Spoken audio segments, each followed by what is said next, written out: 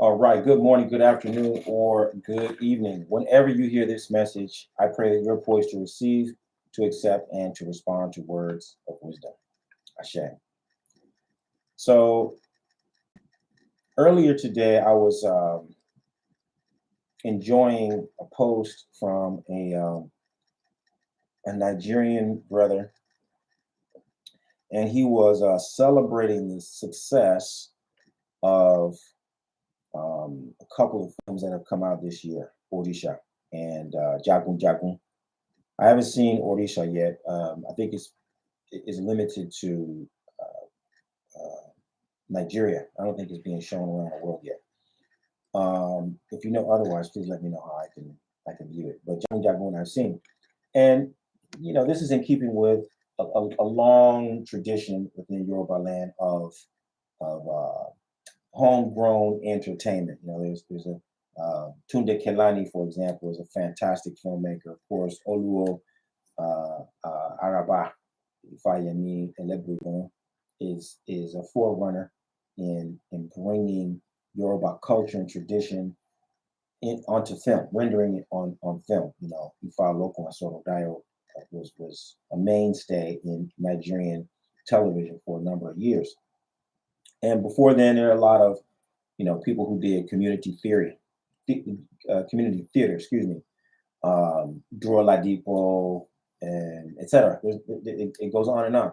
But the key is that an aspect of Yoruba artistry, particularly as it pertains to theater, has always drawn upon the Orisha tradition for inspiration, and it's something that really underscores this reality for the Yoruba people, which is that the tradition is the culture. The culture derives from the tradition. Let me put it that way. Yoruba culture that is, cuts across. If you're a Muslim, if you're a Christian, if you're a traditionalist, if you live in Amsterdam, or you live in London, or you live in Los Angeles, or whatever, there's certain things that make Yoruba people, and that thing that creates a universal experience is the tradition. Right? It cuts across all kinds of other boundaries. And what has tripped people up is brainwashing, the effects of colonization, whereby we think of Christianity as religion, and we think of Islam as religion. And even myself, I'm using the language of tradition, but we think of the tradition as the tradition. So, Yoruba tradition is Ifa. Yoruba tradition is, naming ceremonies. Yoruba tradition is swearing oaths. Yoruba tradition is, a lot of not just activities, but a worldview that make Yoruba people. And I particularly love that reality, because as an African American, there are things that make me different from other Americans. I am this, there's no denying that I'm an American, but I'm not an American like mainstream American. I'm not an American like white Americans, right? And the thing that makes me different is something that's deeply ingrained in my lifestyle. It's deeply ingrained in my worldview. It's something that just cannot be separated from my identity. And this is so essential for us as African people overall, because we have been colonized. And the residual effect of colonization is that we look at Christianity and Islam and Judaism as religions.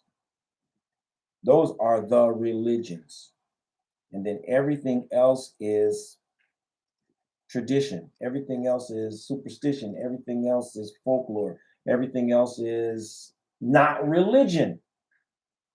And just that simple acceptance of their definition of what religion is what enables us to remain in a colonial mentality. It's not until we recognize that Ifa is a religion just as much as Christianity is a religion. Ifa is a religion just as much as Islam is a religion.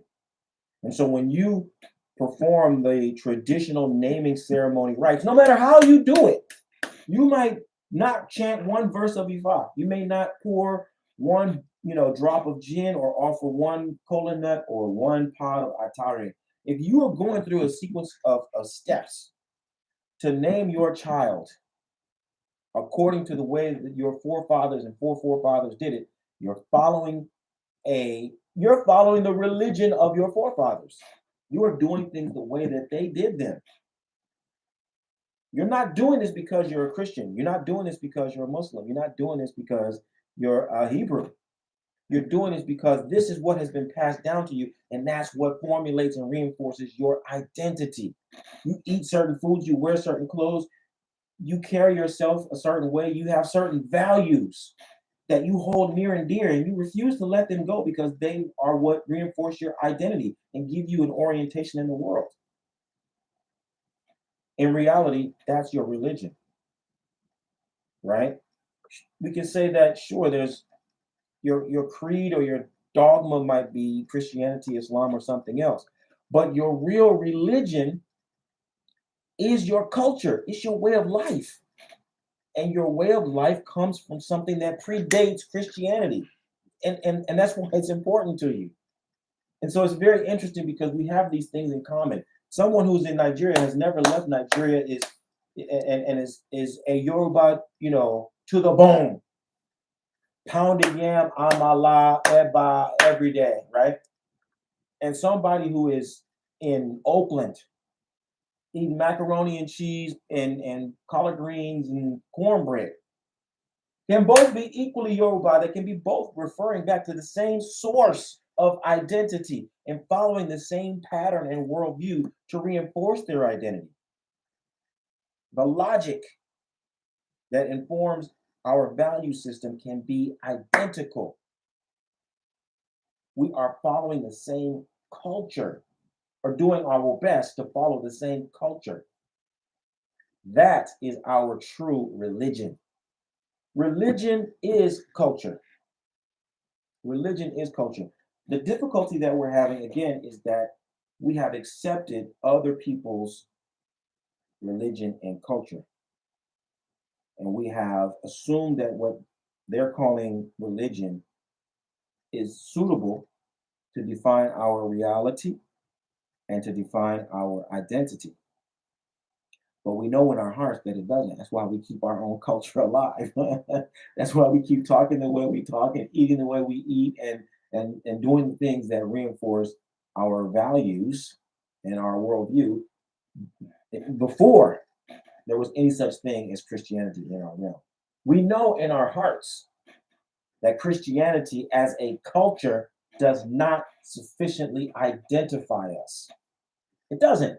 We know that Islam as a culture does not sufficiently define us. We know it. We know it. But the brainwashing forces us to say otherwise. Right?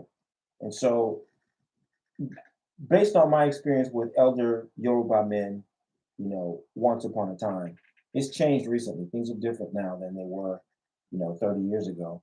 But when I was talking to the elders 30 years ago, they were very clear about this. They knew that they were Yoruba, and they would all independently tell me stories about, yes, on my father's compound, we are Christian, but my father's brother is an Ogun devotee, and my father's younger brother is a Muslim. And so when it came time to celebrate Christmas, everybody was excited because these were the things that we were going to be able to participate in as a family because it was a Christian holiday. And then we were all excited when Eid came, because when Eid came, we as a family were going to be able to do other things. And we were all excited when the Ogun festival would come, because as a family, we were all going to be able to do certain things in relation to that festival. So once upon a time, the people were very clear about The fact that the culture is their true religion, and these other practices were in place because they created some kind of an advantage, they added some kind of value, but it was enhancing their true essence, their true religion, their true identity, right? And so here we are now in the diaspora many years later, and we're coming into contact. We as African Americans are coming into contact with Isheshe, with Orisha lifestyle. And we're grappling with an understanding of how to define it and how to interpret it, how to understand it, right? And so I want to say to you that, you know, the thing that makes you an African American, that's your religion. That's your true religion. Not Christianity, not Islam, whatever kind of dogma you were exposed to as a child or growing up. That's one thing, but that's just the dogma. Those are the points of reference that allow you to organize your religious reality. Let me tell you how I came to understand this in a very concrete way. A few years ago, I was in Trinidad doing a ceremony, and this was a ceremony that was done under the auspices of spiritual Baptist, right? So, spiritual Baptists are people who practice a hybrid religion in the sense that it's a syncretic religion. On the surface, it looks like Christianity. They use the Bible, they use biblical terminology, they even use a lot of biblical icons and symbols, right? And on face value, what they're doing would qualify as some kind of Christianity. But if you've ever participated in African ritual, you know that nothing that was done in that ceremony was Christian. Nothing. Nothing, nothing, nothing. They just used Christianity in order to articulate the prayers. They used the Bible in order to inform and contextualize the rituals. They used biblical symbolism and iconography in order to, how do I say it? Condense, to materialize spiritual principles. But the essence, as well as the actual sequence of events of what we did in that church, was 100% consistent with what we do in the Ifa and Orisha shrines. No real difference between the logic of what we would do in Africa or any other place people practice traditional African religion and what they did in the spiritual Baptist environment. And so these are things that really stood out to me very strongly. And I could see, oh, this is the way in which we have been able to keep our religion alive and articulate our real true religion through different languages. Just like we use English to translate our ideas, our sentiments, our values, we have to say what we mean and how we feel and what we want and what we believe through the English language. Likewise, we have to express our spiritual values, our spiritual beliefs, our spiritual experiences through the language of, let's say, Christianity, Islam, Judaism, etc. But the essence of what we're doing and the logic behind what we're doing remains unchanged. That is your true religion. Where you're really coming from and what you really want to accomplish, that is your true religion, right? No matter how long a crocodile sits in the river, it will never become a log. No matter how long a log sits in the river, it will never become a crocodile. A log is always a log, and a crocodile is always a crocodile, no matter how long both of them are sitting in the water. And so, no matter how long an African is in America, he remains an African. No matter how long an African is in London, he remains an African. No matter how long an African is in Jamaica, he remains an African. You're going to have to adapt and change and be flexible and translate and all that kind of thing in order to be able to relate to your environment and the people in your environment. But it's your capacity to go back to the root and the essence and the source of what you're doing, and also follow the logic and the structure of what you're doing. That's what's going to enable you to understand and appreciate your true African identity and your true African religion, because your identity is your destiny. Your identity is your destiny. Your religion isn't your destiny, but your religion, if you trace it back, your religion is going to be consistent with your culture, and your culture is going to be consistent with your identity. And so, in an ideal, pristine environment, all of them reinforce one another.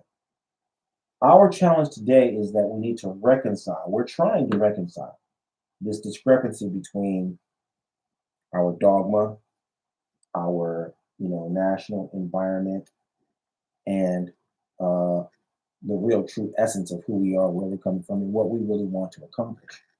But the more we can understand and appreciate that that religion is culture, it's going to be easier for us to recognize, hey, Christianity has its limitations. Christianity is drawing from a certain cultural context. Christianity is perpetuating certain cultural values. Right where I see that I'm at variance with those values, that's where I can say that's the limit of what Christianity can do for me. Islam is a culture. Islam is a culture. Islam grows out of a culture. And at the moment I can see that, hey, you know what? Islam right here, these are the limits of what Islam can do for me. This is where Islam starts to contradict my identity. This is where Islam starts to contradict my true values and my reason for being. Hey, that's the limit of what I can do with Islam. I don't have to renounce Christianity. I don't have to renounce Islam. But I can never allow Christianity or Islam to make me renounce my culture, because that is a renunciation of my identity. And I can never, ever be fulfilled. I can never satisfy my destiny while at the same time renouncing my identity. And so I want to urge you to think and examine and explore this relationship between culture and ethnicity and identity and religion. Because perhaps, no, not coincidentally at all, there's about 5,000 languages on the planet today, more or less. And coincidentally, not coincidentally, there are about 5,000 religions on the planet today. So it lets you know that there's a rough correlation between language, religion, culture, identity. For every identity, group of identity, every ethnic identity, every group identity, there is a language, and there is a culture, and there's a religion. So Christianity and Islam and Judaism are just three of roughly 5,000. They don't have a monopoly on religion any more than they have a monopoly on language. And so we cannot allow their definition of identity and culture and religion to limit our ability to define ourselves. This is what W.E.B. Du Bois was warning us against when he talked about dual consciousness. Dual consciousness is a warning. He's saying because what the African is doing today is seeing himself through the eyes of the colonizer. That's the dual vision. That I see myself through the eyes of the white man. I define my behavior according to the way the white man defines my behavior. This is self-destruction. This is self-sabotage. This is where we need to make that clear delineation and say, hey, at the moment that Christianity starts to contradict my identity, I stop with Christian dogma. At the moment that Islam starts to contradict my African identity, I cut a line right there. This is the boundary for Islam. Everything that I say in English and French and Spanish and Portuguese, everything that I say in the name of Christianity, Islam, or Judaism must reinforce and strengthen, enrich, and empower my African identity. Otherwise, it is self-destruction. And nobody can knowingly and deliberately destroy himself and call himself practicing something that is going to save him. That is madness. So this message, of course, is a message for the leaders. I'm looking for people who are ready, willing, and able to help bring about positive influence in the world through positive influence. If you're one of those people, I want you to find out how Obafemi Origun and the Orisha Lifestyle Academy can help you start living the medicine that will heal your life and heal the lives of those who you're destined to serve. Visit me at obafemio.com or orishalifestyle.com. Get enrolled in a class, join the School of Orisha Studies, get the books, follow me on social media. Let's start working together to bring about the good condition for yourself and those who you're destined to serve. I look forward to working with you. Bye for now. Whatever.